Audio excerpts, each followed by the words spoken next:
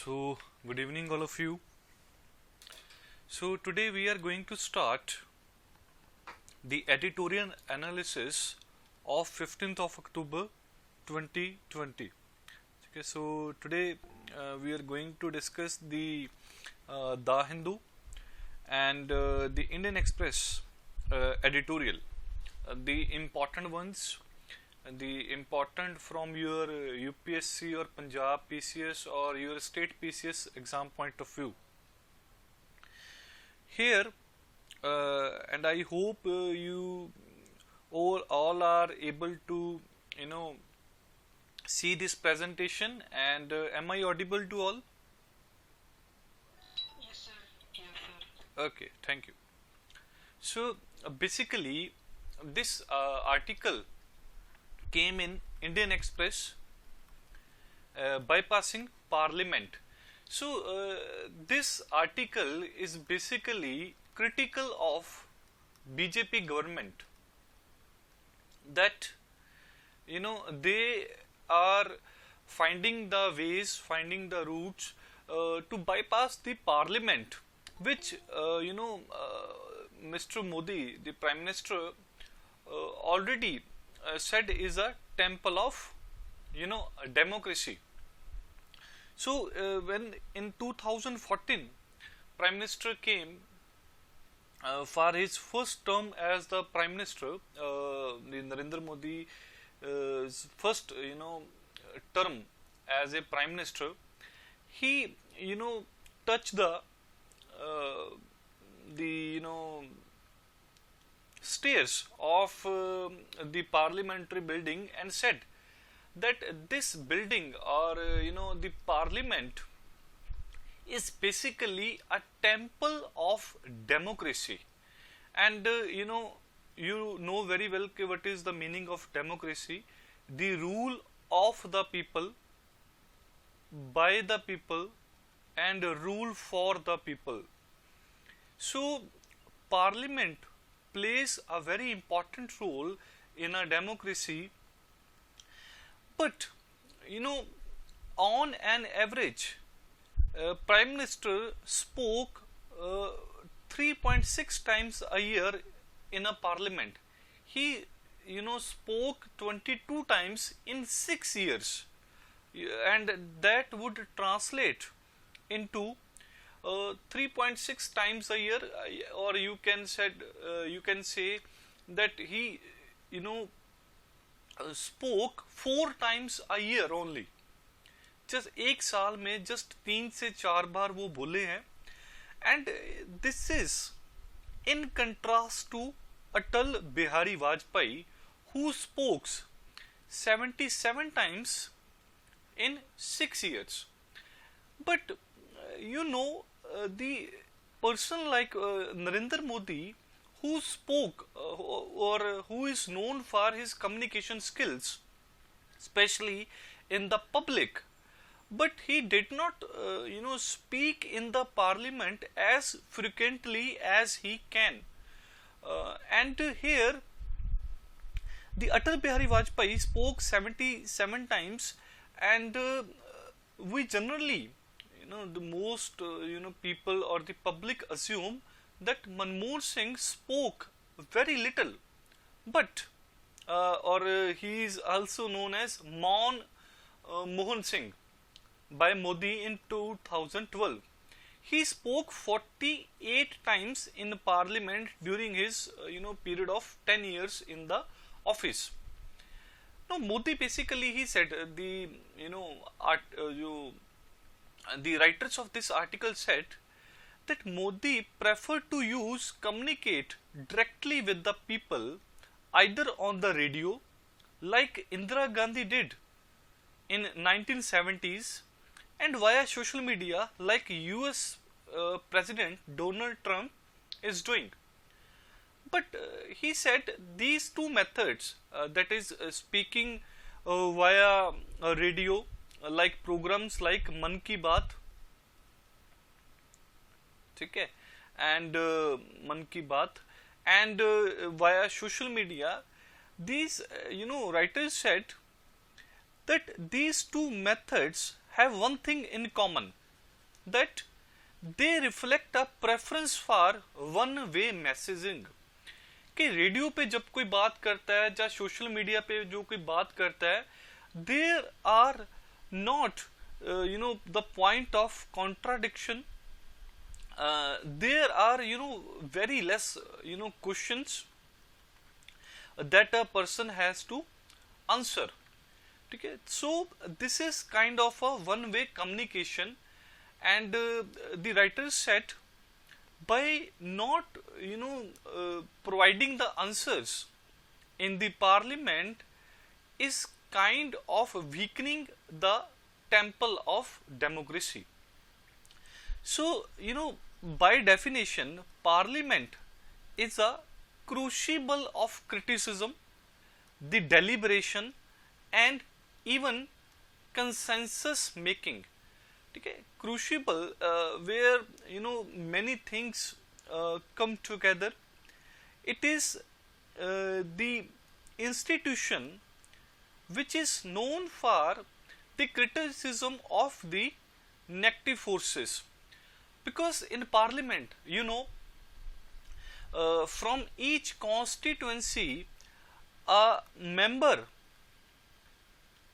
is elected, which we generally call the member of parliament or the MP. ठीक है, हर एक जो एक कॉन्स्टिट्यूएंसीज बनती हैं, जैसे पंजाब है, ठीक है, या बाकी की जो स्टेट्स हैं, हर एक में जो रीजन है, जैसे पंजाब के रीजन को ऐसे क्या किया है, डिवाइड किया है on the basis of basically population. So from each constituency we elect a member of parliament who would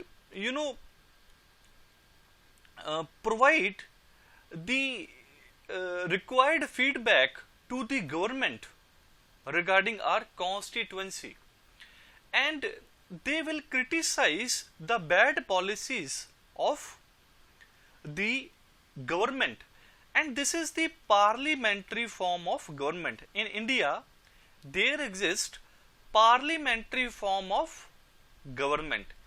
parliamentary form of government पे 2020 द 4th of October 2020 को जो IAS का एग्जाम हुआ है, उसमें भी पार्लियामेंट्री फॉर्म ऑफ जो government है इस पे क्वेश्चन आया था, and question was very straightforward, very simple. ठीक है, we will discuss later what was the question. First you must understand here what is the parliamentary form of government. In parliamentary form of government we first elect the MP, and for example there are 543 member of parliament in India in the Lok Sabha, in the Lok Sabha. ठीक है, and there are 45 members in the Rajya Sabha. ठीक है, तो 543 members are in Lok Sabha, 543, and 245 members are in Rajya Sabha. 543 sorry, they used to be 545 members, but now जो दो Anglo Indians, जो Anglo Indian community में से जो एक क्या होती थी, नॉमिनेटेड मेंबर्स होते थे, इनको नॉमिनेट कौन करता था, प्रेसिडेंट नॉमिनेट करता था, बट इस प्रोविजन को अभी खत्म कर दिया गया. So there are 543 elected members in the Lok Sabha. तो हम हर एक कॉन्स्टिट्यूएंसी से 543 कॉन्स्टिट्यूएंसीज बनेंगी member of parliament for the Lok Sabha. ये क्या करेगा, जो मेंबर्स हैं ये लोकसभा में जाएंगे, और यहाँ पे इसमें से जिस पार्टी के पास सबसे ज्यादा एमपीज होंगे, ठीक है, उसके अकॉर्डिंग जिसके पास मेजॉरिटी होगी वो क्या बना लेगा. मेजॉरिटी मींस 543 से मतलब जो 1/2 से क्या होना चाहिए, वो ज्यादा होना चाहिए. ठीक है, तो यहां पे जब मेजॉरिटी होगी तो मेजॉरिटी के बाद क्या होगा, गवर्नमेंट फॉर्म हो जाएगी. तो इसको हम बोलते हैं parliamentary form of government, because पहले पार्लियामेंट बनी, ठीक है, और दी लोकसभा, फिर यहां से क्या बनी, गवर्नमेंट बनी। And parliamentary form of government, ये भी इसका मीनिंग ये भी है that government is responsible to parliament, ठीक है। तो that these concepts we will discuss when we will discuss the parliament. 79 जो आर्टिकल है, इससे ये सारा स्टार्ट होता है, एंड टिल आर्टिकल 123, ठीक है। These provisions are generally dealing with the parliament, and some provisions with the the president also, especially article 1 to 3. So basically here they are criticizing Prime Minister Modi that you are destroying an institution which is the crucible of criticism. यहाँ पे बहुत सारा criticism होता है, जैसे आपने देखा होगा कि भगवंत मान या जो बाकी के जो लीडर्स हैं, they are continuously opposing the farmer bills which were recently passed by the government, and here the members can build the consensus. Now what is the issue pointed out by these writers? The first is the issue of ordinances. Now president can issue an ordinance under article 123, and similarly governor can issue an ordinance under article 213, and where this is the legislative power of president. Now what is the issue with the issue of ordinances? Now president can issue ordinance under article 123 or 123 only in case of special or very important circumstances arises, and president can issue ordinance only when both the houses or the parliament is not in session. There are 3 sessions of parliament occurring every year. One is the summer session, second is the winter session, and third is the budget session. Yeah, so these are the 3 sessions, and recently a session was going on, and so many bills were passed by the government. A summer session, then winter session, ठीक है, और the summer, then budget, then winter, ठीक है. So there are 3 sessions of the government, or rather the parliament.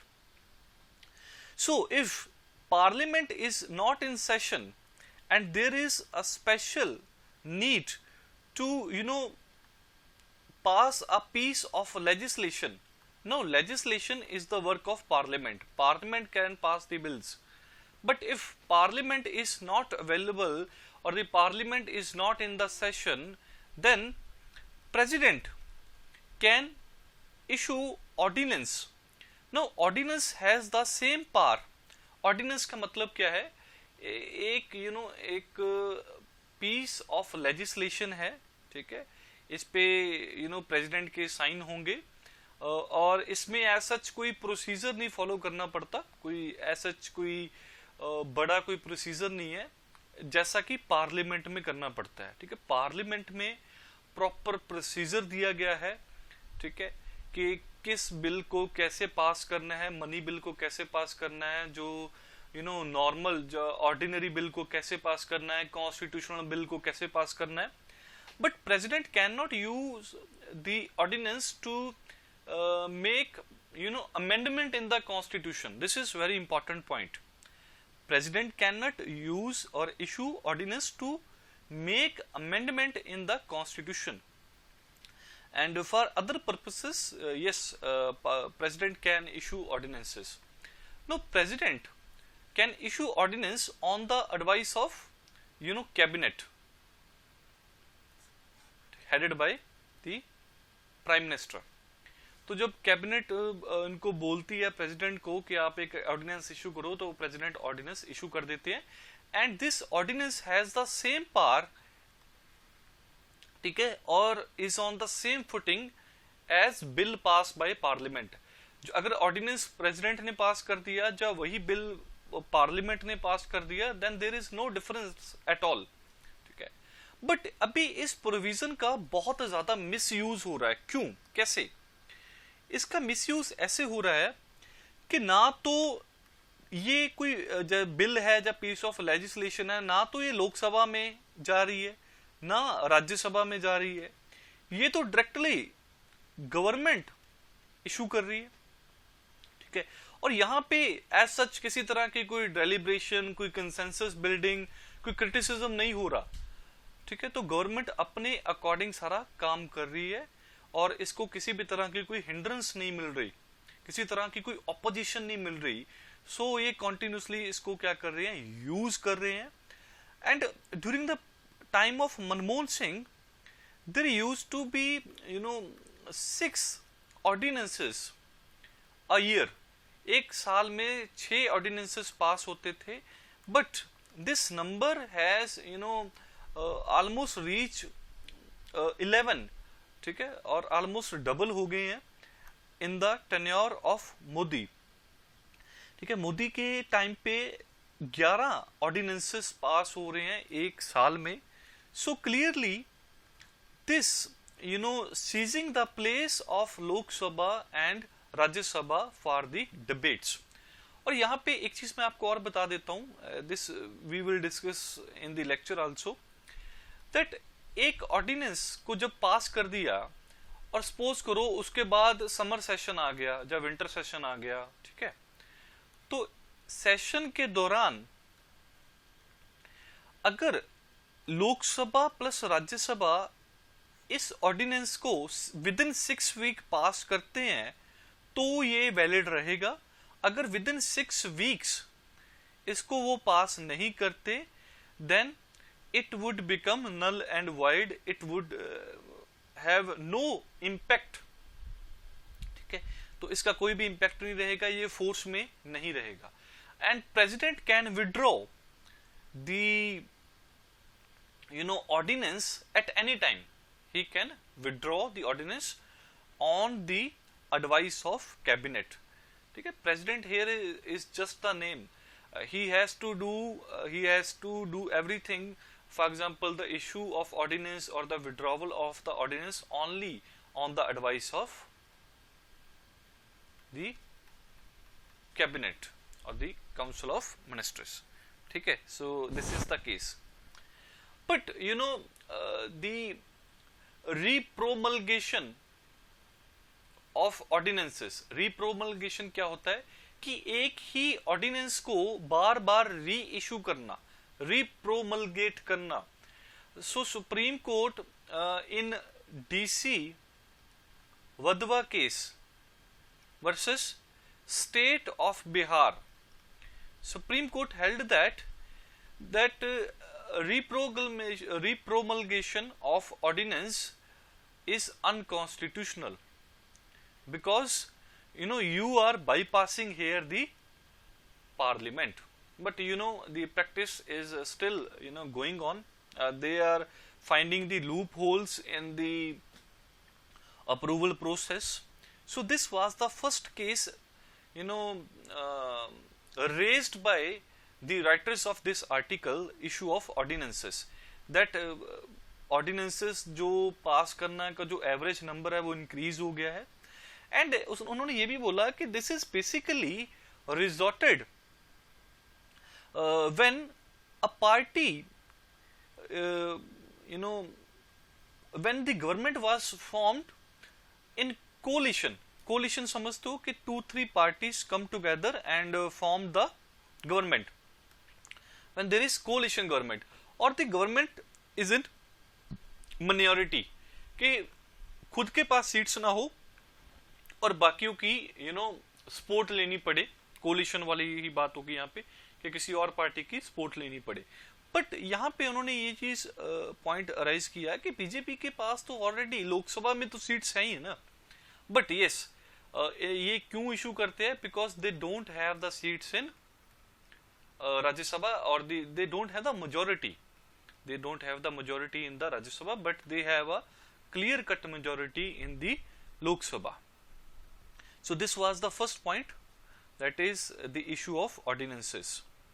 Second point that was raised by the writers is that the role of parliamentary committees has shrunk dramatically, has reduced dramatically. यहाँ पे जो number of, अभी क्या होता है कि जब कोई बिल होता है ना, व्हेन फर्स्ट रीडिंग होती है, सेकंड रीडिंग एंड ऑल, ये प्रोसेस होता है, तो हाउस में, लोकसभा में, राज्यसभा में देयर आर पार्लियामेंट्री कमिटीज। तो इन पार्लियामेंट्री कमिटीज को बिल क्या किया जाता है, रेफर्स किया जाता है, डिपेंड करता है कि किस बिल को रेफर करना है। ठीक है, इसके बारे में भी हम डिस्कस करेंगे इन अदर आर्टिकल्स और in the lecture, definitely in the lectures. So जो नंबर ऑफ बिल्स है ये रेफर किया जाता है पार्लियामेंट्री कमिटीज को, एंड जो कमिटीज होती है parliamentary committees, they deliberate on the bills and they recommend the changes, ठीक है, if required in the bill itself, and most of the cases they scrutinize the bills very effectively. But the writers pointed out that the 15th Lok Sabha, only 68 bills, it was still 71% of the total bills were sent to the parliamentary committee to scrutinizing, but it was just 25% in the 16th Lok Sabha, and there was a zero bill which was sent, that no bill was sent in the year 2020 for the parliamentary committees scrutinizing or the deliberative process. तो ये भी बोल रहे हैं कि parliamentary जो process, जो parliamentary committees को जब नहीं भेजते, तो जहां पे ज्यादा डिबेट्स नहीं हो पाती, जहां पे ज्यादा डेलिब्रेशन नहीं हो पाती, ठीक है, जो पार्लियामेंट्री कमिटीज हैं, they basically scrutinize and they provide the oversight over the bills, they use to amend the bills in an effective manner, and they also train the parliamentarians in the art of law making. बहुत सारे जो नए MPs जाते हैं जिनको नहीं पता होता, and when they become the member of parliamentary committees, they come to know the process of passing a bill or scrutinizing a bill, and they generally get to know that how they pass the bill or act, and how to analyze that bill. Basically, this is the work of the parliamentary committee. And recently, not a major piece of legislation were referred to the House Committee, ठीक है, जो Lok Sabha house है, जो हमारा Rajya Sabha house है, even the one of the most important bills, for example revoking Article 370 and carving out the two union territories out of the state of Jammu and Kashmir. आप सभी को पता है ना कि अभी यूनियन टेरिटरी बन गई हैं, इसमें से स्टेट ऑफ जो जम्मू एंड कश्मीर है, वन इज, जैसे लद्दाख भी अभी क्या बन गई है, यूनियन टेरिटरी बन चुकी है, ठीक है, जो स्टेट का जो रीजन, जो टेरिटरी है, वो काफी ज्यादा रिड्यूस कर दी गई है, एंड इस बिल को भी पार्लियामेंट्री कमेटी के पास नहीं भेजा गया। And the last bill which was referred to joint parliamentary committee, joint parliamentary committee वो होती है जिसमें लोकसभा से भी मेंबर होते हैं, राज्यसभा से भी मेंबर होते हैं, और ये कौन सा बिल था, the right to fair compensation and transparency in land acquisition, rehabilitation and resettlement, second amendment bill 2015। ये बिल को याद रखना कोई ऐसा इंपॉर्टेंट नहीं है, जस्ट जो लास्ट बिल रेफर किया गया था ज्वाइंट पार्लियामेंट्री कमेटी को, वो था इन 2015। Now another important issue is of passing a bill as a money bill.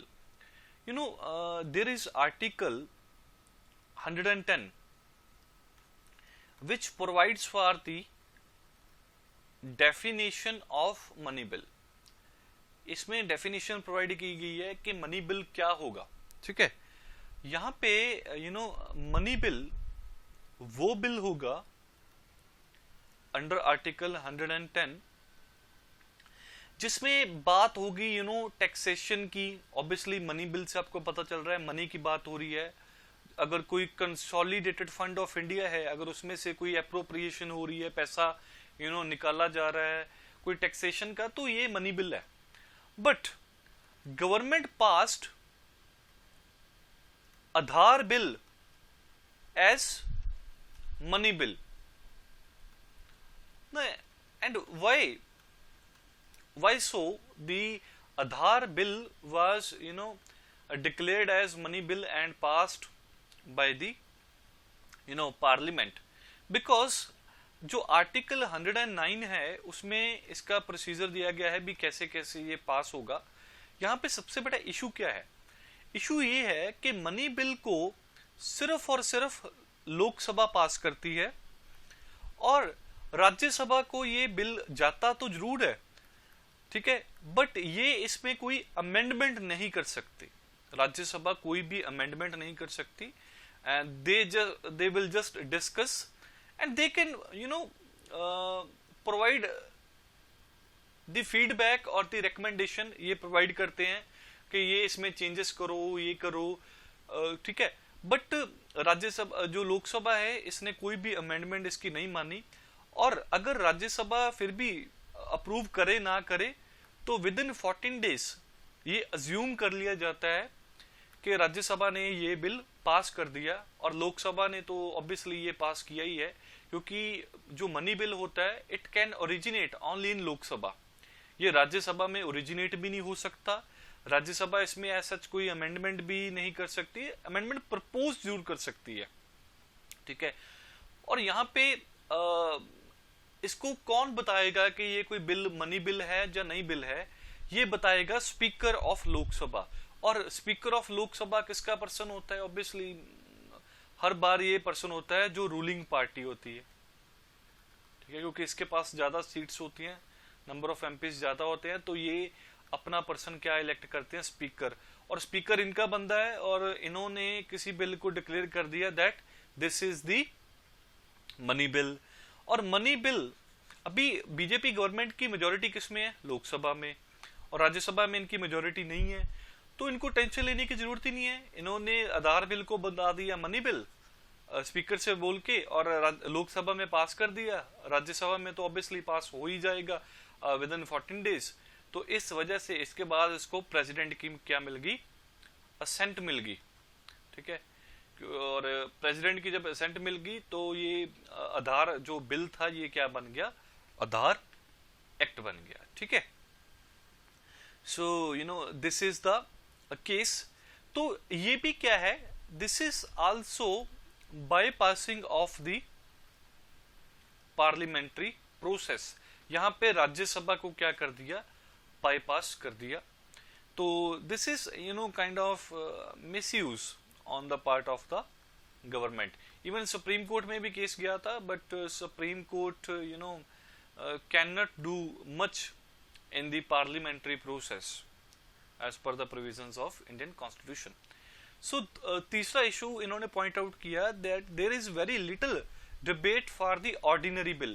Ordinary bill आप समझते हो जो ना तो कॉन्स्टिट्यूशनली अमेंडमेंट बिल हो, ना ही वो मनी बिल हो, ना ही वो फाइनेंस बिल हो. बाकी जो भी बिल होते हैं हम उसको क्या बोलते हैं? Ordinary bill. We will discuss all these bills when we will discuss the parliamentary और द पार्लियामेंट्री प्रोसेस और the parliament chapter. So they there is very little time provide for the debates. और usually क्या होता है कि जो इसका text होता है वो लास्ट टाइम पे प्रोवाइड किया जाता है एमपीज को, ठीक है, बहुत शॉर्ट स्पेन होता है उनके पास, वो रीड भी नहीं कर पाते प्रॉपरली। और बहुत सारी जो अमेंडमेंट्स ऑपोजिशन प्रोवाइड भी करती है, इसको यूजली क्या कर दिया जाता है, रिजेक्ट कर दिया जाता है। And even if debate exist, ये सिर्फ किसके लिए होती है, फॉर्मेलिटी के लिए होती है और प्रोसीजर के लिए होती है, क्योंकि जो प्रोसीजर एस्टेब्लिश किया गया है उसी के अकॉर्डिंग वो बिल को पास करना पड़ता है। Otherwise, and I already told you कि अदरवाइज अगर प्रॉपर प्रोसीजर एस्टेब्लिश नहीं किया जाएगा तो जुडिशरी क्या कर सकती है, उस बिल को अनकॉन्स्टिट्यूशनल बना सकती है। ठीक है, तो ये मैंने आपको बताया था कि देयर आर 3 टेस्ट, ठीक है, जो जुडिशरी जनरली अप्लाई करती है under procedure established by law, and under due process of law the judiciary would apply 4 test that we discussed while we discussed article 21 of Indian Constitution। and ये भी उन्होंने point out किया कि जिस दिन किसी बिल की इंट्रोडक्शन होती है उसी ही दिन इसको पास भी कर दिया जाता है, तो फिर डिबेट करने का कोई मौका ही नहीं मिलेगा। ठीक है, in summer 2019 out of 40 bills 4 were passed on the same day when they were introduced। तो जिस दिन ये बिल इंट्रोड्यूस हुआ उसी दिन पास भी कर दिया। And similar was the case of the year 2020, 3 of the 22 bills were passed on the same day। And ये जो बिल है, the farmers produce trade and commerce promotion and felicitation bill 2020, ये बिल को भी बहुत ज्यादा अपोज किया गया था, ऑपोजिशन ने बहुत अपोज किया था इसको, बट जो 8 of them were suspended, ठीक है, उनको सस्पेंड कर दिया गया। सेवरल ऑपोजिशन पार्टीज ने बाइकआउट किया rest of the session, but BJP government, ठीक है, मूव अहेड और उन्होंने 15 बिल पास कर दिए, ठीक है, including the labour reform laws. Labour reform laws we will discuss in the next article. तो ये भी क्या था, एक इशू था। फर्स्ट इशू उन्होंने बोला कि ऑर्डिनेंसेस का, सेकंड इशू मनी बिल का, जो सिंपल बिल को as a money bill pass कर देना। थर्ड इन्होंने इशू बोला कि less time, you know, the little time for debate for ordinary bills. Fourth is the passing of a bill on the same day of introduction. ठीक है, so you know this was the main argument of you know the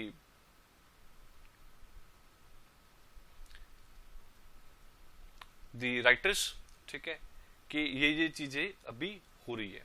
तो उन्होंने बोला कि democracy में ये चीजें बहुत ही ज्यादा क्या है, गलत है। You should not bypass the parliament, and they are, you know, generally providing public awareness through newspapers। ये articles जो publish कर रहे हैं, ये are, you know, aware कर रहे हैं किसको, जो जनरल जो पब्लिक है उनको। सेकंड है जो article labours, you know, data lost. This article, you know, came in the Hindu।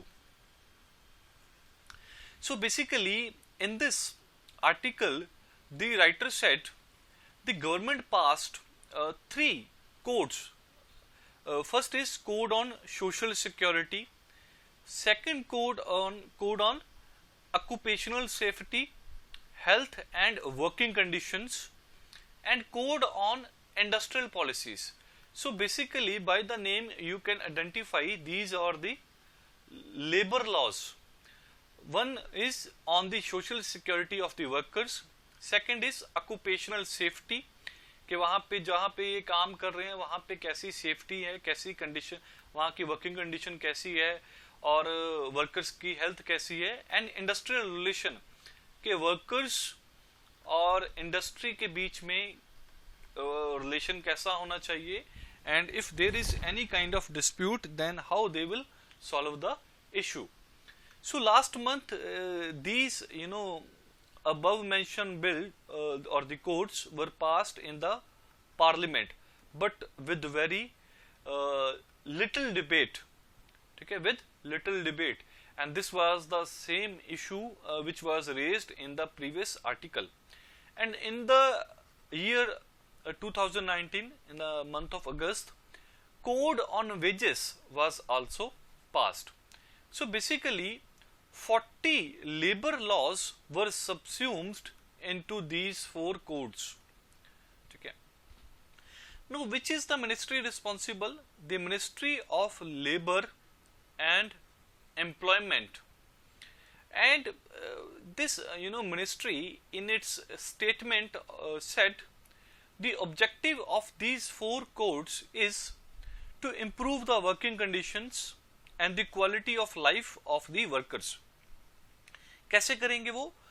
By bringing important policies, programs, schemes, projects.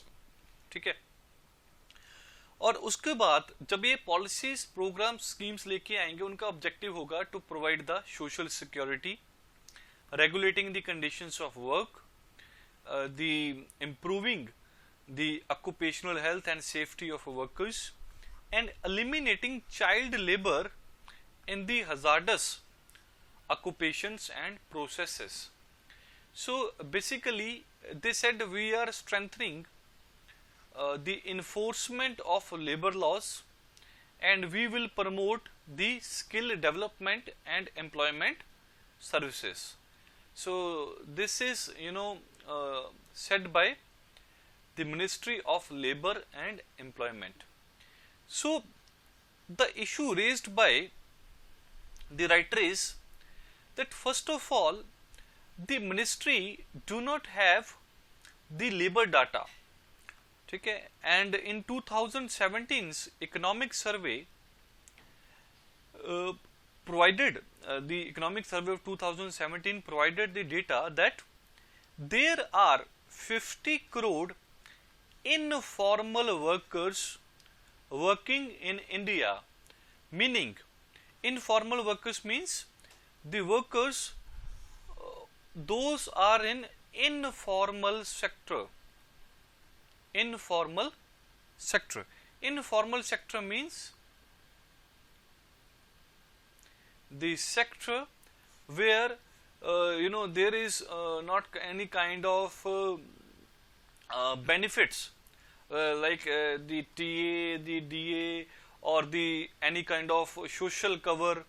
ठीक है, for example the provident fund, ठीक है, etc. ठीक है, कोई सोशल सिक्योरिटी ना होनी, these would all come under informal sector. तो इस informal sector, for example rickshaw वाला, ठीक है,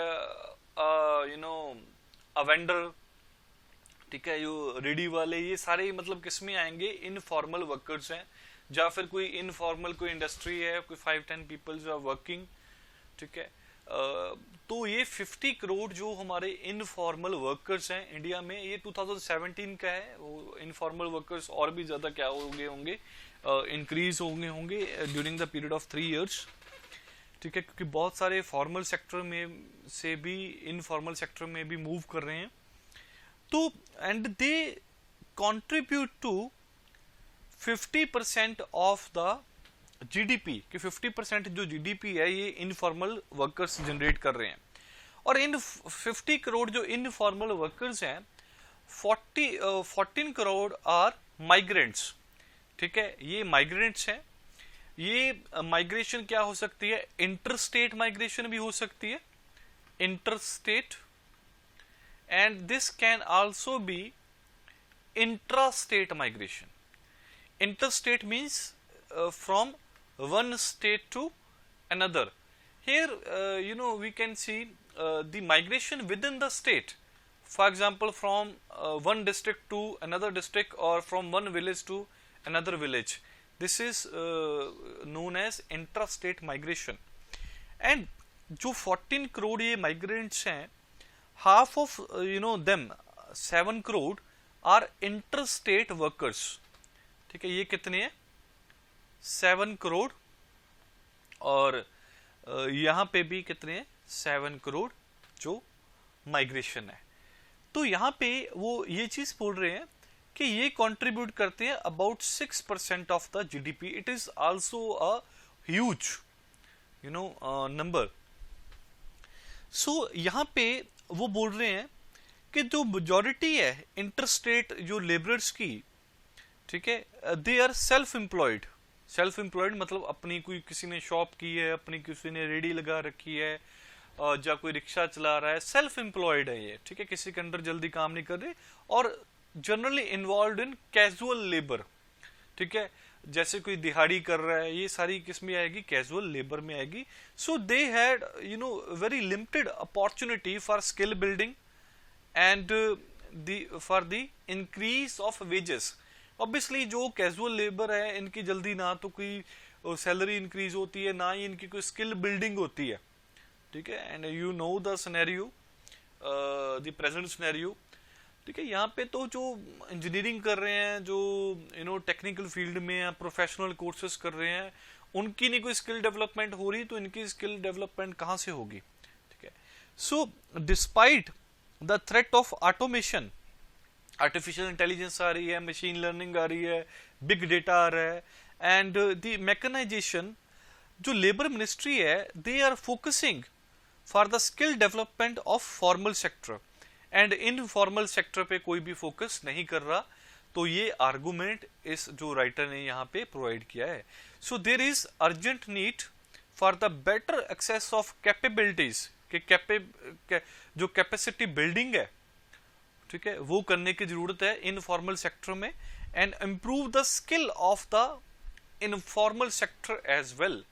That they should not just focus on the formal sector, they should also focus on the informal sector. So basically उसने तीन और 4 जो issues point out किए. फर्स्ट इशू उसने point out किया that ministry did not have the data. उसके पास अभी ना तो migrant workers के regarding data है कि कितनों की डेथ हो गई है during the lockdown, ठीक है, और इसमें से जो डेथ हुई है कितनी नॉन कोविड डेथ है. दिस पॉइंट इज इंपॉर्टेंट कि कितने बंदे ऐसे जो वर्कर्स हैं, इनफॉर्मल जो सेक्टर के वर्कर्स हैं, और स्पेशली दी माइग्रेंट वर्कर्स, वो कितने ऐसे वर्कर्स हैं that die due to non COVID, ठीक है, कि कोविड के कारण नहीं उनकी डेथ हुई, किसी और कारण के उनकी जो डेथ हुई है, for example due to loss of livelihood, ठीक है, even due to suicides, due to hunger, malnutrition etcetera, ठीक है, और द डिप्रेशन और वाइल ट्रेवलिंग, ठीक है. इसके रिगार्डिंग मिनिस्ट्री के पास कोई डेटा ही नहीं है. और this is the work of the ministry. This is responsibility of the ministry to maintain the data of the workers. So this was the first issue. Second issue was with regard to payment. There is an act, Interstate Migration Workmen Act 1979. इसके according अगर जब कोई migration होती है, specially जो forceful migration है, यहाँ पे तो जो एम्प्लॉयर्स हैं ये क्या प्रोवाइड करेंगे, डिस्प्लेसमेंट के लिए पेमेंट प्रोवाइड करेंगे और जर्नी अलाउंस भी देंगे.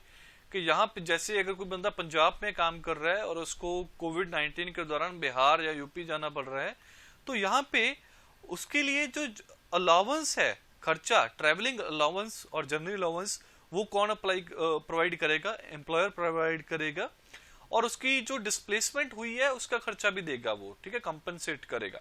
बट आप सभी को पता होगा कि ये चीजें नहीं हो पाई.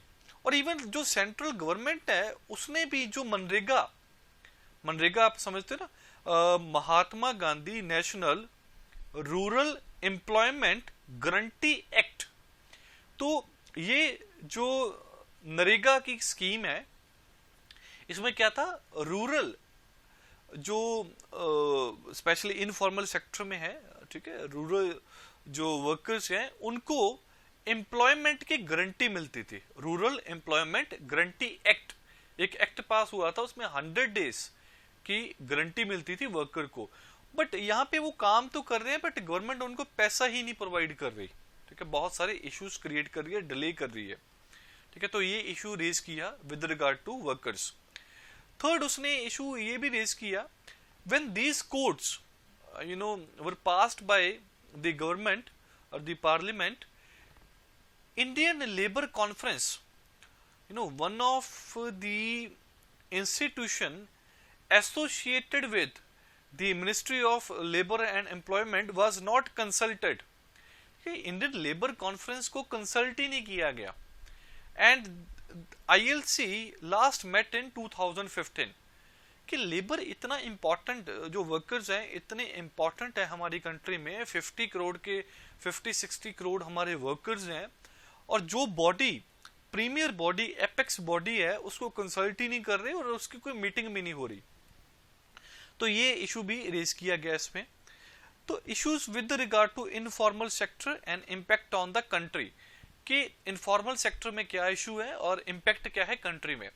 सबसे पहले they have the lesser opportunities as compare to formal sector obviously, because they do not focus और the government do not focus on their learning process, on the training opportunities, and invest very little on their workers. Even the employers do not focus on the training and the learning of the workers, ठीक है। उनको ज़्यादा मतलब ऐसा कोई learning नहीं करवानी होती है उनको, and hence this hinder their chances to upgrade।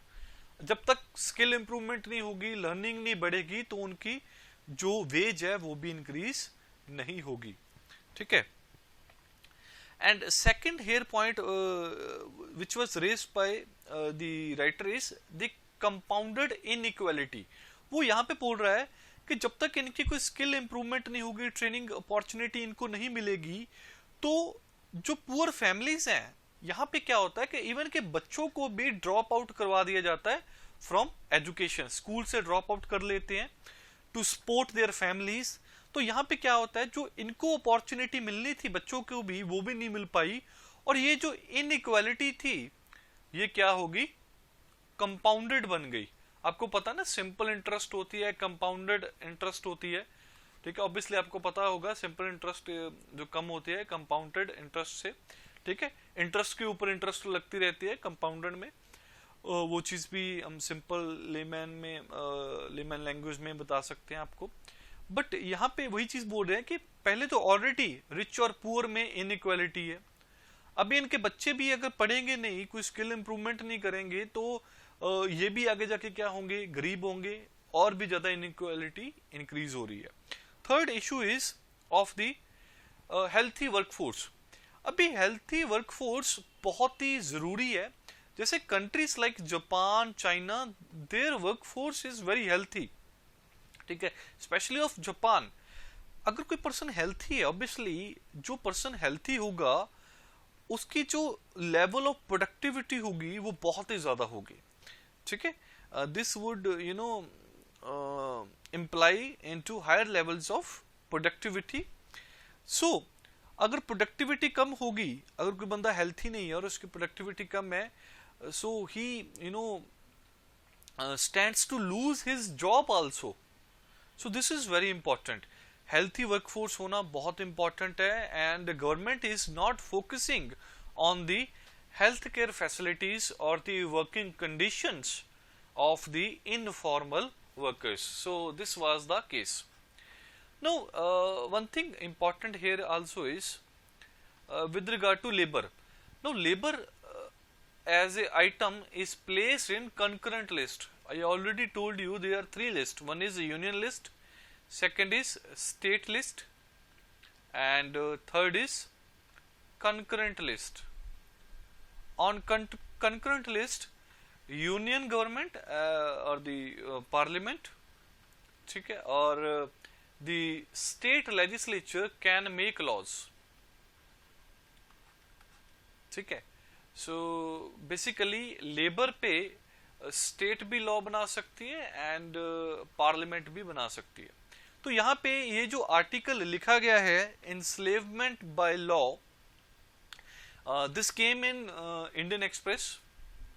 सो यहाँ पे उसने क्या पॉइंट आउट किया है कि जो लेबर लॉ है, specially code on industrial relation, कि इंडस्ट्री के रिलेशन कैसे मैनेज होंगे, इसमें काफी ज्यादा चेंजेस लाए गए हैं। तो ये चेंजेस क्या है? ये चेंजेस ऐसे हैं कि फर्स्ट ऑफ ऑल, अगर कोई भी इंडस्ट्री 300 तक वर्कर्स को एम्प्लॉय कर रही है, तो यहां पे वो इंडस्ट्री अपने वर्कर्स को रीट्रेंच कर सकती है, निकाल सकती है, और अपनी जो यूनिट है इसको क्लोज कर सकती है without the prior approval of government. But ये जो थ्रेशोल्ड थी ये पहले 100 थी। पहले अगर कोई भी इंडस्ट्री सपोज करो 101 एम्प्लॉयज को क्या कर रही है, एम्प्लॉय कर रही है, तो यहाँ पे अगर इसने अपने जो इंडस्ट्री है और इंस्टीट्यूशन है या यूनिट को बंद करना है, तो सबसे पहले गवर्नमेंट की परमिशन लेनी पड़ती थी। बट ये चीज नहीं है। तो ये किसके फेवर में है? ये इंडस्ट्रियलिस्ट के फेवर में है। सेकंड पॉइंट इसने रेज किया कि यहां से क्या होगा, that large section of workers may be pushed out, ठीक है, in the medium size enterprises from the ambit of industrial dispute legislation। क्योंकि अगर कोई इंडस्ट्री अभी यूनिट बंद होगी, 300 बंदे ये क्या हो गए, अनएम्प्लॉयड हो गए, ये क्या हो गए, अनएम्प्लॉयड हो गए। तो वैसे तो अगर 101 जैसे मैंने आपको बताया कि यूनिट परमिशन लेनी पड़ती थी, तब ये इंडस्ट्रियल डिस्प्यूट में कन्वर्ट हो जाता था, और बहुत सारी प्रोविजन थी, ठीक है, कि इन वर्कर्स को कैसे सेफ गार्ड कैसे करना है, ठीक है, एम्प्लॉयर को भी बहुत ज्यादा क्या करना पड़ता था, कंपनसेट करना पड़ता था। बट अभी उसको इतनी टेंशन नहीं है, जिसके 300 से ज्यादा है उसको थोड़ी बहुत ही टेंशन है। एंड लाइकवाइज जो थ्रेशोल्ड थी इसको डबल कर दिया गया for the applicability of factories act 1948।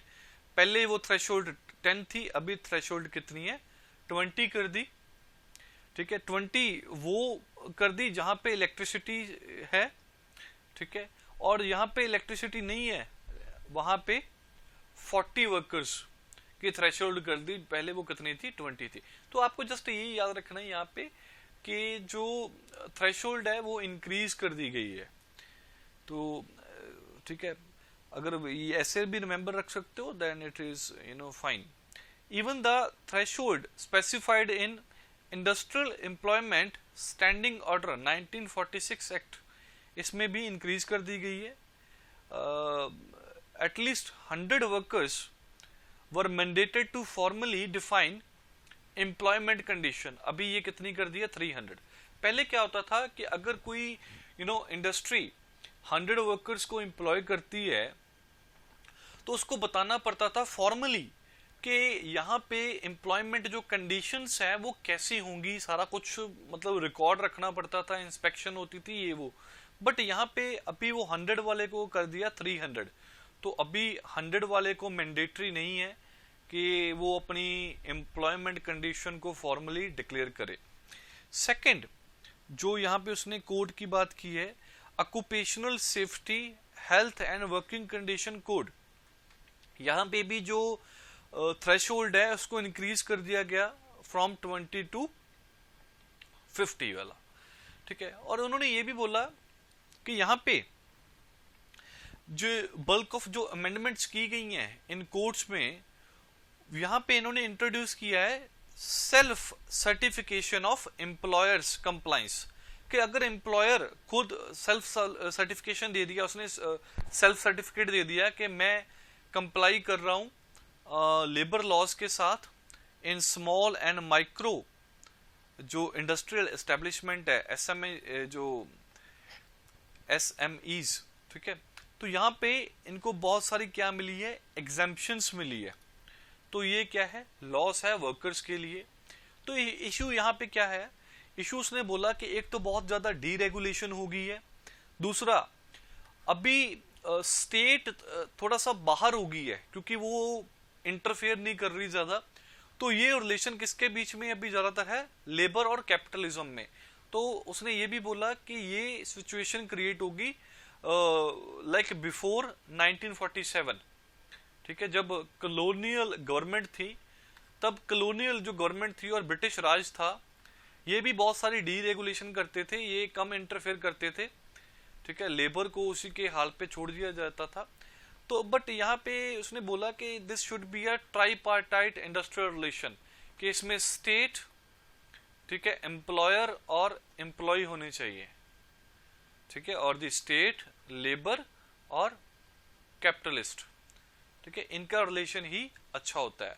और यहाँ पे ये जो कोड पास किए गए हैं, इसमें जो पावर है इंडस्ट्री की, एम्प्लॉयर्स की, वो इंक्रीज हो गई है। They can fix wages unilaterally, they can extract over time लगवा सकते हैं, उनकी लीव्स को मैनेज कर रहे हैं, कंपनसेशन डिटरमाइन कर रहे हैं, हायर एंड फायर भी अभी इनके फेवर में ज्यादा हो गई है।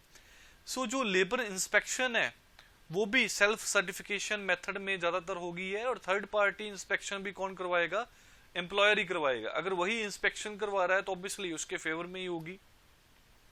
तो यहाँ पे यही चीज बोल रहा है कि स्टेट की जो इंटरवेंशन है वो बहुत ही कम हो गई है, और जस्ट अभी रिस्ट्रिक्टेड है क्रिमिनल लॉ फ्रेमवर्क में, ठीक है। अभी अगर कोई लेबर अनरेस्ट होता है, कोई लेबर किसी तरह का कोई रिवोल्ट होता है, ठीक है, कोई अनरेस्ट है, तो वहां पे तो ये आते हैं, बाकी की चीजों में ये नहीं इंटरफेयर कर रहे।